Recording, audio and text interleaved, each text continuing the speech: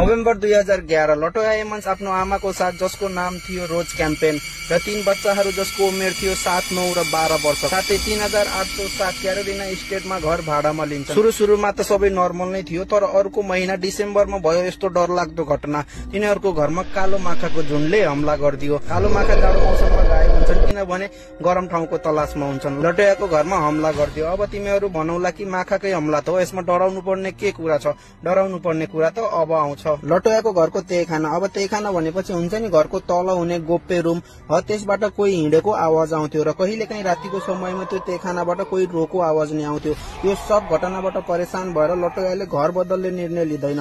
अब हेरो यार, घर बदलियो भने भुतिया घटना घट्छ कसरी? बेसिकली तिनीहरूको आर्थिक स्थिति कमजोर थियो, बहुत मुस्किलले यो घर भाडामा लगेका थिए र तुरन्त अर्को घरमा शिफ्ट गर्न सक्थेनन्। र तहखानाबाट आउने डरलाग्दो आवाजबाट परेशान भएर उसले तहखानाको ढोका नै बन्द गरिदियो, पूरा तरिकाले सिल गरिदियो, किनभने तहखानामा केही पनि गडबड भए त्यो तहखानाबाट बाहिर नआओस्। र यो कुरा तिमीहरू हामीहरू सबैलाई राम्रोसँग थाहा छ कि आउने मुसिबतलाई ढोका बन्द गरेर रोक्न सकिँदैन। अब हल्का हल्का गर्दै त्यो घरमा शैतानी शक्तिको असर यसरी बढ्यो कि लटोया र उसको परिवारलाई रातिमा दम घुट्न लाग्थ्यो।